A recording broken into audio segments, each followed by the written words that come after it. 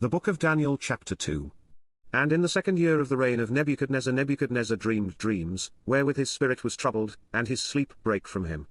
Then the king commanded to call the magicians, and the astrologers, and the sorcerers, and the Chaldeans, for to show the king his dreams. So they came and stood before the king. And the king said unto them, I have dreamed a dream, and my spirit was troubled to know the dream.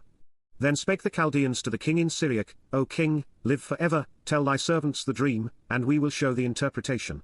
The king answered and said to the Chaldeans, The thing is gone from me, if ye will not make known unto me the dream, with the interpretation thereof, ye shall be cut in pieces, and your houses shall be made a dunghill. But if ye show the dream, and the interpretation thereof, ye shall receive of me gifts and rewards and great honor, therefore show me the dream, and the interpretation thereof.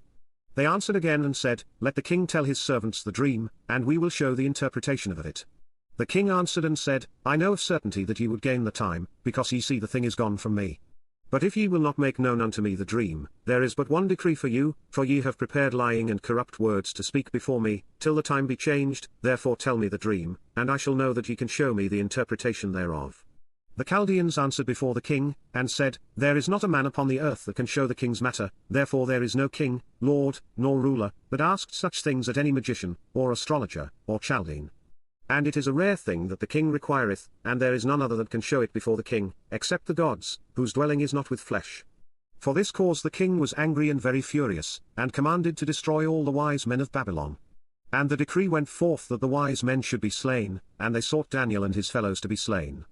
Then Daniel answered with counsel and wisdom to Arioch the captain of the king's guard, which was gone forth to slay the wise men of Babylon. He answered and said to Arioch the king's captain, Why is the decree so hasty from the king? Then Arioch made the thing known to Daniel. Then Daniel went in, and desired of the king that he would give him time, and that he would show the king the interpretation. Then Daniel went to his house, and made the thing known to Hananiah, Mishael, and Azariah, his companions, that they would desire mercies of the God of heaven concerning this secret, that Daniel and his fellows should not perish with the rest of the wise men of Babylon. Then was the secret revealed unto Daniel in a night vision. Then Daniel blessed the God of heaven. Daniel answered and said, Blessed be the name of God for ever and ever, for wisdom and might are his, and he changeth the times and the seasons, he removeth kings, and setteth up kings, he giveth wisdom unto the wise, and knowledge to them that know understanding, he revealeth the deep and secret things, he knoweth what is in the darkness, and the light dwelleth with him. I thank thee, and praise thee, O thou God of my fathers, who hast given me wisdom and might, and hast made known unto me now what we desired of thee, for thou hast now made known unto us the king's matter.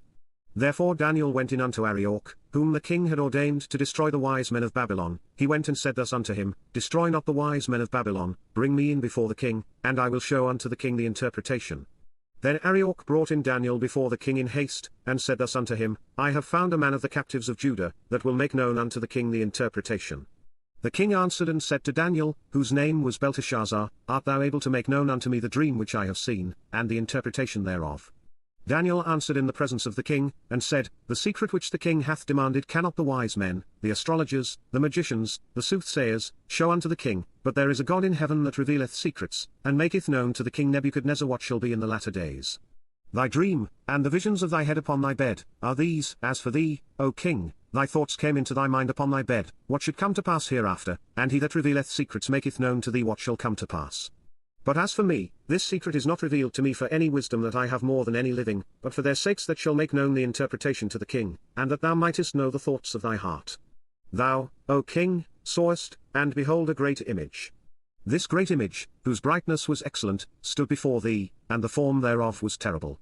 This image's head was of fine gold, his breast and his arms of silver, his belly and his thighs of brass, his legs of iron, his feet part of iron and part of clay. Thou sawest till that a stone was cut out without hands, which smote the image upon his feet that were of iron and clay, and brake them to pieces. Then was the iron, the clay, the brass, the silver, and the gold, broken to pieces together, and became like the chaff of the summer threshing floors, and the wind carried them away, that no place was found for them, and the stone that smote the image became a great mountain, and filled the whole earth. This is the dream, and we will tell the interpretation thereof before the king.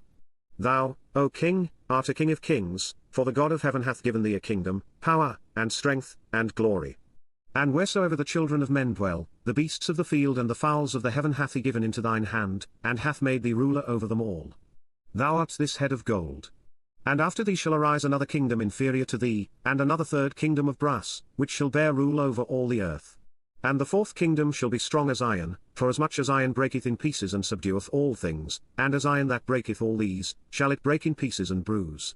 And whereas thou sawest the feet and toes, part of potter's clay, and part of iron, the kingdom shall be divided, but there shall be in it of the strength of the iron, forasmuch as thou sawest the iron mixed with miry clay. And as the toes of the feet were part of iron, and part of clay, so the kingdom shall be partly strong, and partly broken. And whereas thou sawest iron mixed with miry clay, they shall mingle themselves with the seed of men, but they shall not cleave one to another, even as iron is not mixed with clay. And in the days of these kings shall the God of heaven set up a kingdom, which shall never be destroyed, and the kingdom shall not be left to other people, but it shall break in pieces and consume all these kingdoms, and it shall stand for ever. Forasmuch as thou sawest that the stone was cut out of the mountain without hands, and that it brake in pieces the iron, the brass, the clay, the silver, and the gold, the great God hath made known to the king what shall come to pass hereafter, and the dream is certain, and the interpretation thereof sure. Then the king Nebuchadnezzar fell upon his face, and worshipped Daniel, and commanded that they should offer an oblation and sweet odours unto him. The king answered unto Daniel, and said, Of a truth it is, that your God is a God of gods, and a Lord of kings, and a revealer of secrets, seeing thou couldest reveal this secret. Then the king made Daniel a great man, and gave him many great gifts, and made him ruler over the whole province of Babylon, and chief of the governors over all the wise men of Babylon. Then Daniel requested of the king, and he set Shadrach, Meshach, and Abednego, over the affairs of the province of Babylon, but Daniel sat in the gate of the king.